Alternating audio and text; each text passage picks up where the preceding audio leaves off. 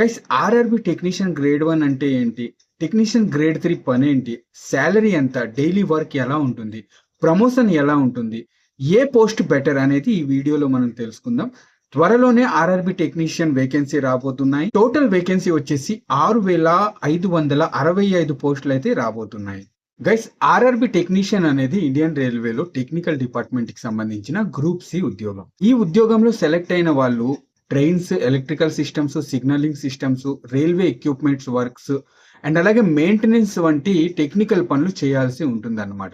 ఈ రిక్రూట్మెంట్ లో ముఖ్యంగా 2 పోస్టులు అయితే ఉంటాయి. ఒకటి టెక్నీషియన్ గ్రేడ్ 1 అండ్ అలాగే రెండోది technician grade 3. Technician grade 1 signal ఉద్యోగంలో చాలా రెస్పాన్సిబుల్ జాబ్ అయితే ఉంటుందన్నమాట. సిగ్నలింగ్ సిస్టమ్ ని మెయింటైన్ చేయాల్సి ఉంటుంది. అదే ఎస్ఎన్టీ అంటారు, సిగ్నల్ అండ్ టెలికమ్యూనికేషన్ డిపార్ట్మెంట్. ఈ డిపార్ట్మెంట్ లో మీకు ఉదాహరణకి స్టేషన్ లో వర్క్ వచ్చింది అనుకోండి, ఆ స్టేషన్ కి సంబంధించిన ఏరియాలో ఎన్ని సిగ్నల్స్ ఉంటాయో ఆ సిగ్నల్స్ యొక్క మెయింటైన్ చేయాల్సి ఉంటుందన్నమాట. ఓకేనా, ఇది స్టేషన్స్ లో కూడా ఉంటాయి, చాలా యార్డ్లు ఉంటాయి. ఓకే, కొంత ఏరియా అనేది మీకు ఇచ్చేస్తారు. పలానా ఏరియా నుంచి పలానా వరకు ఎన్ని సిగ్నల్స్ మీకు కనిపిస్తూ, మీరు ట్రైన్ మీద వెళ్తూ ఉంటే మీకు సిగ్నల్స్ కనిపిస్తుంటాయి కదా, సో ఆ సిగ్నల్స్ మెయింటైన్ చేయాల్సి ఉంటుంది అనమాట. వైరింగ్ సిస్టమ్ చెక్ చేయాల్సి ఉంటుంది. సిగ్నల్స్ ప్రాపర్ గా వర్క్ చేస్తున్నాయా లేదా అనేది చెక్ చేయాల్సి ఉంటుంది. సిగ్నల్స్ లో లైట్స్ సరిగ్గా వెలుగుతున్నాయా లేదా అనేది చెక్ చేయాల్సి ఉంటుంది అన్నమాట. సో ఇలా టెక్నీషియన్ గ్రేడ్ 1 కి సంబంధించిన జాబ్ చాలా రెస్పాన్సిబుల్ జాబ్. అండ్ సపరేట్ గా టెక్నీషియన్ గ్రేడ్ 1 పోస్టులు కేవలం ఎస్ఎన్టీ డిపార్ట్మెంట్ లో మాత్రమే నోటిఫికేషన్ అనేది తీస్తారన్నమాట. సో రైల్వేలో సిగ్నలింగ్ సిస్టమ్ అనేది ఎంత ఇంపార్టెంటో మీ అందరికి చెప్పాల్సిన అవసరం లేదు. సిగ్నలింగ్ లో చిన్న ఇష్యూ వచ్చినా సరే చాలా పెద్ద యాక్సిడెంట్స్ జరిగే అవకాశాలు ఇక్కడ చాలా కనిపిస్తాయి. ఓకే, సో అందుకే ఈ ఎస్ఎన్టీ గ్రేడ్ 1 జాబ్ అనేది చాలా రెస్పాన్సిబుల్ జాబ్ అన్నమాట. సో ఈ ఎస్ఎన్టీ డిపార్ట్మెంట్ గ్రేడ్ 1 టెక్నీషియన్ కి కొన్నిసార్లు నైట్ షిఫ్ట్ డ్యూటీ కూడా ఉంటుంది. నైట్ షిఫ్ట్ అనే కాదు, 24/7 లో మీకు ఎప్పుడు కాల్ వచ్చినా సరే, పలానా దగ్గర సిగ్నల్ పనిచేయడం లేదు అని ఎప్పుడు, అంటే మీ ఏరియాలో మీకు సంబంధించిన ఏరియాలో వర్క్ ఎక్కడైతే ఉంటుందో అక్కడ సిగ్నలింగ్ ప్రాబ్లం వస్తే కనుక 24/7 ఈ మధ్యలో ఎప్పుడు కాల్ వచ్చినా సరే మీరు వెళ్లాల్సి ఉంటుంది. మీ 8 అవర్స్ వర్క్ అయిపోయింది, మీరు ఇంటికి వచ్చారు, బట్ ఎక్కడైనా సరే సడన్ గా సిగ్నలింగ్ ప్రాబ్లం వస్తే మీకు కాల్ వస్తే వెళ్లాల్సి ఉంటుంది. అందుకే ఈ సిగ్నలింగ్ ఎస్ఎన్టీ డిపార్ట్మెంట్ యొక్క జాబ్ 24/7 అని అంటూ ఉంటారు అందరూ. సో మరి గ్రేడ్ 1 టెక్నీషియన్ శాలరీ ఎంత ఉంటుంది? అలౌన్సెస్ అన్ని కలిపి ఓకేనా, ఇన్ హ్యాండ్ శాలరీ వచ్చేసి ఒక 40,000 వరకు వస్తుంది. 40,000 నుంచి 45,000 వరకు వస్తుంది అన్నమాట. దీంతో పాటు DA, HRA, travelling allowance, night duty allowance ఇవన్నీ కూడా ఇస్తారు. మరి బేసిక్ పే ఎంత? టెక్నీషియన్ గ్రేడ్ 1 యొక్క బేసిక్ పే ఎంత అంటే 29,200 రూపాయలు అయితే బేసిక్ పే ఉంటుంది అనమాట. ఇప్పుడు నేను చెప్పిన DA, HRA, travelling allowance, night duty allowance ఇవన్నీ కలిపితే కనుక గ్రాస్ శాలరీ ఒక 40,000 నుంచి 45,000 వరకు స్టార్టింగ్ మీకు వస్తుంది అన్నమాట. ఓకేనా, సో డైరెక్ట్ గా టెక్నీషియన్ గ్రేడ్ 1 జాయిన్ అయితే మీకు వచ్చిన మంచి బెనిఫిట్ ఏంటి అంటే కనుక, టెక్నికల్ గ్రేడ్ 1 నుంచి మీ నెక్స్ట్ ప్రమోషన్ వచ్చేసి సీనియర్ టెక్నీషియన్ గా అవుతుంది. సో ఎప్పుడైతే మీరు సీనియర్ టెక్నీషియన్ గా ప్రమోట్ అవుతారో అక్కడికి కొన్ని రోజుల తర్వాత జూనియర్ ఇంజనీర్ అయ్యే అవకాశాలు చాలా ఉంటాయి. సో జూనియర్ ఇంజనీర్ అయిన తర్వాత అక్కడికి కొన్ని రోజుల తర్వాత సెక్షన్ ఇంజనీర్ గా మీకు ప్రమోషన్ అయితే వస్తుంది. సో ఇలా టెక్నీషియన్ గ్రేడ్ 1 నుంచి చాలా త్వరగా ప్రమోషన్ అయితే అయ్యే అవకాశాలు ఇక్కడ చాలా ఉన్నాయి. సో ఈ పోస్ట్ లో మంచి బెనిఫిట్ ఏదైనా ఉంది అంటే కనుక చదువుకున్న వాళ్ళకి ఈ యొక్క బెనిఫిట్ చాలా బాగుంటుంది. ఇప్పుడు మనం టెక్నీషియన్ గ్రేడ్ 1 గురించి మాట్లాడుకున్నాం. సో టెక్నీషియన్ గ్రేడ్ 3 గురించి ఇప్పుడు మాట్లాడుకుందాం. ఈ పోస్ట్ లో ఏంటంటే ఇందులో మెయింటెనెన్స్ వరకు ఉంటుంది అన్నమాట. ఇప్పుడు టెక్నీషియన్ గ్రేడ్ 1 అనేది ఓన్లీ సిగ్నల్ డిపార్ట్మెంట్ కి సంబంధించిన పోస్ట్, బట్ టెక్నీషియన్ గ్రేడ్ 3 అనేది సిగ్నల్ తో పాటు ఇంకా చాలా డిపార్ట్మెంట్స్ అయితే mechanical department, electrical department, maintenance department, electrical general department, operating department, so కొన్ని డిపార్ట్మెంట్స్ లో టెక్నీషియన్ గ్రేడ్ 3 వర్క్ అనేది ఉంటుంది అన్నమాట. ఉదాహరణకి trains engines, diesel loco side, electric loco side, and అలాగే కోచెస్ మెయింటెనెన్స్ వర్క్ షాప్స్ ఉంటాయి, అండ్ అలాగే ఎలక్ట్రికల్ ఎక్విప్మెంట్స్ యొక్క షెడ్లు ఉంటాయి, అక్కడ కూడా వర్క్ చేయాల్సి ఉంటుంది. ఏసీ సిస్టమ్స్, సో ఇలా చాలా చోట్ల మెయింటెనెన్స్ వర్క్ చేయాల్సి ఉంటుంది అన్నమాట. డైలీ డ్యూటీస్ ఉంటాయి, 8 అవర్స్ డ్యూటీస్ ఉంటాయి, షిఫ్ట్ డ్యూటీస్ ఉంటాయి, అలాగే నైట్ షిఫ్ట్ డ్యూటీస్ కూడా ఇందులో ఉంటాయి అన్నమాట టోటల్ గా మీకు. అండ్ అలాగే వీక్లీ రెస్ట్ కూడా ఉంటుంది. సో ముఖ్యంగా టెక్నీషియన్ జాబ్ ఏంటంటే రిపేర్స్ ఉంటాయి కదా, అవి మీరు చేయాల్సి ఉంటుంది అన్నమాట. మెయింటెనెన్స్ తో పాటు రిపేర్స్ వర్క్ ఏదైతే ఉంటుందో అది మీకు చేయాల్సి ఉంటుంది. సో మరి టెక్నీషియన్ గ్రేడ్ 3 శాలరీ విషయానికి వస్తే గనుక బేసిక్ శాలరీ వచ్చేసి 19,900 రూపాయలు అయితే ఉంటుంది.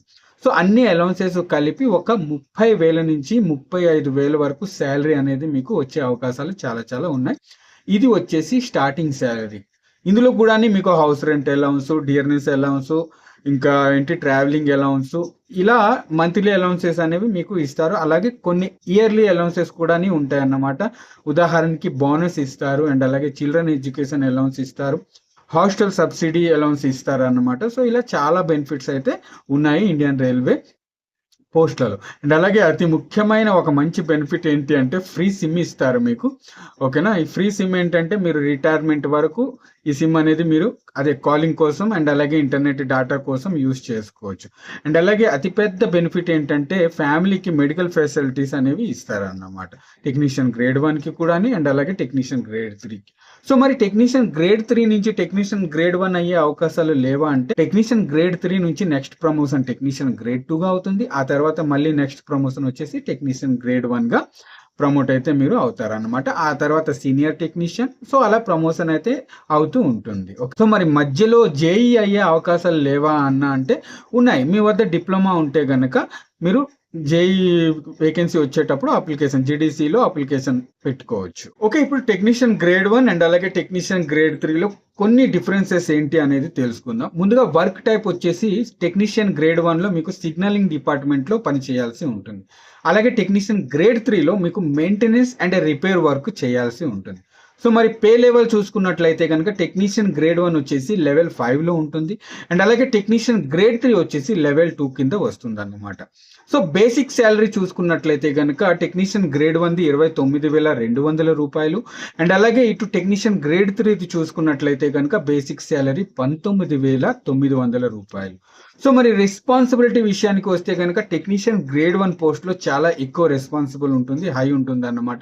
సో టెక్నీషియన్ గ్రేడ్ 3లో కొంచెం మీడియం జాబ్ యొక్క రెస్పాన్సిబిలిటీ ఉంటుంది. ఎందుకంటే టెక్నీషియన్ గ్రేడ్ 3 వాళ్ళు టెక్నీషియన్ గ్రేడ్ 1 కింద పని చేయాల్సి ఉంటుంది కాబట్టి వాళ్ళకి రెస్పాన్సిబిలిటీ అనేది కొంచెం తక్కువ ఉంటుంది. ఓకే, సో మరి టెక్నికల్ నాలెడ్జ్ విషయానికి వస్తే కనుక ఎక్కువ నాలెడ్జ్ వచ్చేసి టెక్నీషియన్ గ్రేడ్ 1కి ఉంటుంది.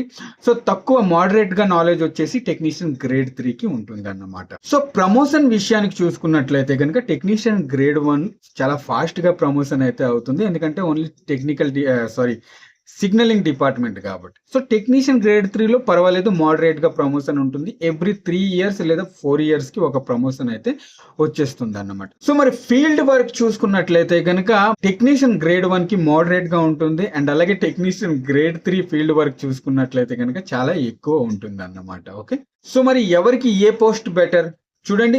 మీకు ఎలక్ట్రికల్ సిగ్నలింగ్, ఎలక్ట్రికల్ సిస్టమ్స్ మీద ఇంట్రెస్ట్ ఎక్కువ ఉంటే కనుక గ్రేడ్ 1 టెక్నీషియన్ మీరు అప్లికేషన్ పెట్టుకోండి. Okay, so field work, practical mechanical work ఇష్టమైతే కనుక గ్రేడ్ 3కి కూడా మీరు అప్లికేషన్ అయితే పెట్టుకోవచ్చు. రెండు కలిపి టెక్నీషియన్ గ్రేడ్ 1 అండ్ అలాగే టెక్నీషియన్ గ్రేడ్ 3కి కూడా మీరు అప్లికేషన్స్ అయితే పెట్టుకోవచ్చు మీ వద్ద ఎడ్యుకేషన్ క్వాలిఫికేషన్ ఉంటే. ఓకే, మరి జాబ్ బెనిఫిట్స్ ఏంటి? రెండు కూడా సెంట్రల్ గవర్నమెంట్ ఉద్యోగాలు, జాబ్ సెక్యూరిటీ ఉంటుంది. ఓకేనా, so free travelling railway passes ఇస్తారు, మెడికల్ ఫెసిలిటీ ఉంటుంది ఫ్యామిలీకి. ఓకేనా, పెన్షన్ బెనిఫిట్స్ కూడా ఉంటాయి, ప్రమోషన్ చాలా బాగుంటుంది. ఓకేనా, సో ఒక స్టేబుల్ కెరియర్ అన్నమాట, మీ లైఫ్ సెటిల్ అయిపోతుంది ఈ జాబ్ లో మీకు జాయిన్ అయితే కనుక. ఓకే, మరి ఎడ్యుకేషన్ క్వాలిఫికేషన్ విషయానికి వస్తే టెక్నీషియన్ గ్రేడ్ 1కి మీకు డిప్లొమా లేదా ఇంజనీరింగ్ డిగ్రీ ఏమైనా ఉంటే కనుక మీరు అప్లికేషన్ అయితే పెట్టుకోవచ్చు.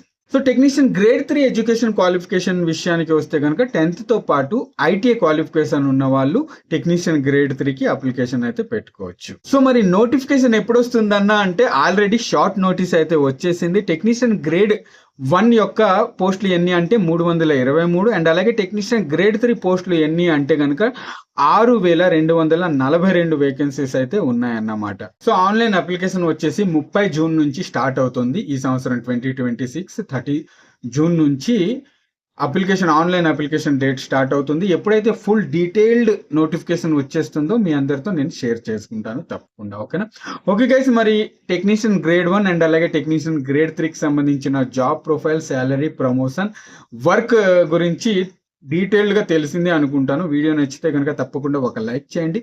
నెక్స్ట్ వీడియోలో మళ్ళీ కలుస్తాం. అంతవరకు సెలవు, బాయ్, జై హింద్.